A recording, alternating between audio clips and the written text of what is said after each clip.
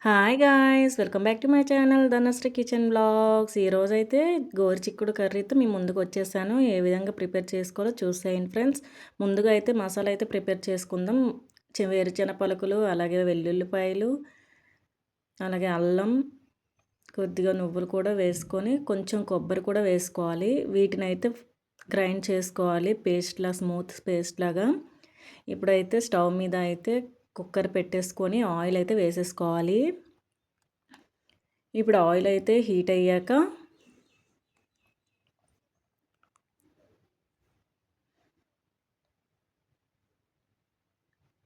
చూస్తున్నారు కదండి, ఆయిల్ అయితే హీట్ అయిపోయింది.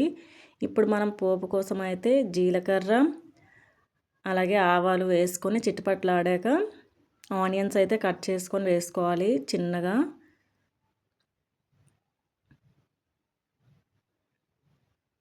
చూస్తున్నారు కదండి, ఈ విధంగా చిటపట్లాడాక ఆనియన్స్ అయితే వేసేసుకోవాలి.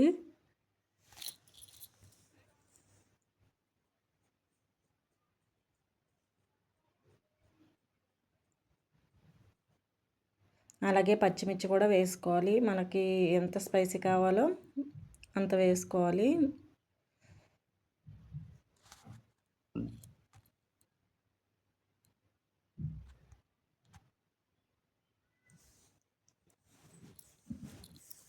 అలాగే కరివేపాకు కూడా వేసుకొని వీటినైతే చక్కగా ఫ్రై చేసుకోవాలి.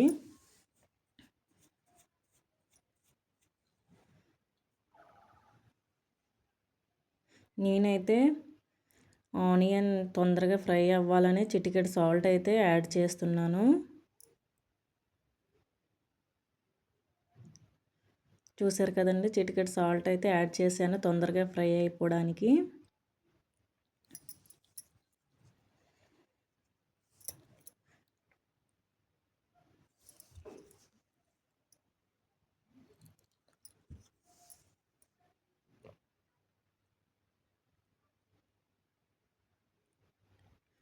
మీరైతే పిల్లలైతే తినరు కదండి, ఇలా ఒకసారి ట్రై చేసి చూడండి. ఖచ్చితంగా పిల్లలైతే ఇష్టంగా తింటారు. ఈ విధంగా చేసుకుంటే చాలా టేస్టీగా ఉంటుందండి. కొద్దిగా కరివేపాకు కూడా వేసి ఫ్రై చేసుకోవాలి.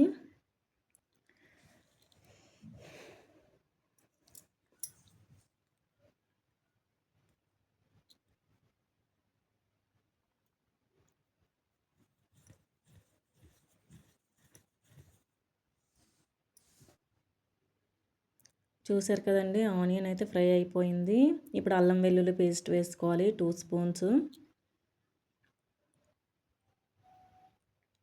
ఇప్పుడు దీన్ని పచ్చివాసన పోయినంత వరకు ఫ్రై చేసుకోవాలి. ఇప్పుడైతే గోరుచిక్కుడుకాయలు అయితే వేసేసుకోవాలండి. నేనైతే ముందుగా కట్ చేసుకొని వాటర్లో కడిగి వాటర్ అంతా ఇంకిపోయేలాగా అందులో వేసుకున్నానండి. వాటర్ లేకుండా వేసుకోవాలి. ఇప్పుడైతే చక్కగా ఫ్రై చేసుకోవాలి వాటిని. ఇప్పుడైతే మూత పెట్టేసుకుందాం.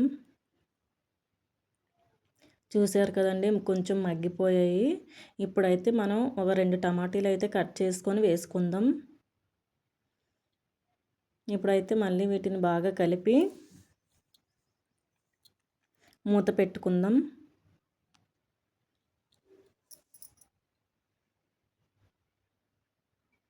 చూసారు కదండి, టమాటా కూడా మగ్గిపోయింది. ఇప్పుడైతే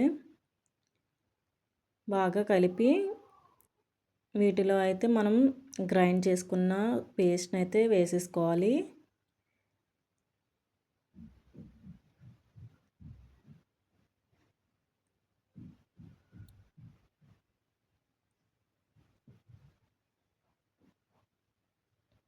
ఇప్పుడైతే మళ్ళీ బాగా కలుపుకోవాలండి. ఇప్పుడు మనం సాల్ట్, మనకు రుచికి సరిపడా సాల్ట్ వేసుకోవాలి. అలాగే చిటికెడ పసుపు వేసుకోవాలి. కొద్దిగా కారం కూడా వేసుకోవాలి. కొద్దిగా అలాగే గరం మసాలా, ధనియాలు, జీలకర్ర పౌడర్ అండి. నేనైతే ఇంట్లోనే ప్రిపేర్ చేసుకున్నాను. కొంచెం గరం మసాలా వేసుకొని ఇప్పుడైతే వీటిని బాగా కలిపి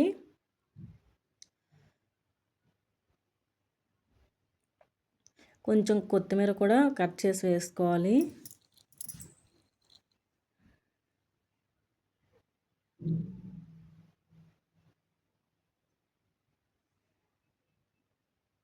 చూసారు కదండీ! ఈ విధంగా కొత్తిమీర కూడా వేసేసుకొని చక్కగా కలుపుకొని కొద్దిగా వాటర్ అయితే యాడ్ చేసుకోవాలి.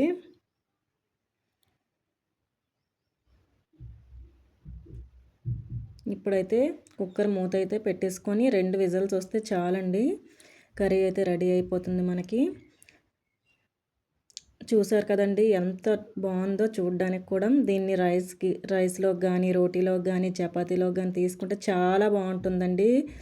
కర్రీ అయితే చాలా టేస్ట్‌గా ఉంది. మీరు కూడా కంపల్సరీ ట్రై చేసి చూడండి. నా వీడియో కనుక నచ్చినట్టయితే ప్లీజ్ లైక్, షేర్, సబ్స్క్రైబ్.